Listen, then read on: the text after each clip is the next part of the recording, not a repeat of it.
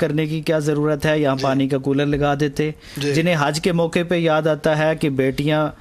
وہ ان کی شادی نہیں ہو رہی اور ان کے ساتھ تعاون کریں اور حج کرنے کی کیا ضرورت ہے، جنہیں عمرے کے موقع پہ یاد آتا ہے کہ فلاں جگہ بھی ضرورت ہے، عمرہ کرنے کی کیا ضرورت ہے۔ تو یہ ایسے لوگ شادیاں نہیں کی ہوتی، جی ایسا جو مافیا ہے یہ قابل افسوس ہے۔ اگر کوئی اخلاص کے ساتھ یہ آپ کو مشورہ دیتا ہے کہ یہ دو کام میرے سامنے ہیں، ان میں سے مجھے کون سا کام کرنا چاہیے، آپ اس کی ضرورت کو، حالات کو دیکھ کر فتویٰ دیتے ہیں کہ آپ کے لیے حج کرنا بہتر ہے یا آپ کے لیے یہ صدقہ کرنا بہتر ہے، وہ ایک الگ بات ہے۔ لیکن یہ جو لوگ ہیں جو خاص موقع پر یاد کرتے ہیں اور جنہیں یاد آتا ہے کہ ہاں جانور اتنے ذبح ہو گئے تو یہ کسی اور کام لگ سکتے تھے، یہ شریعت کا اور مشاعر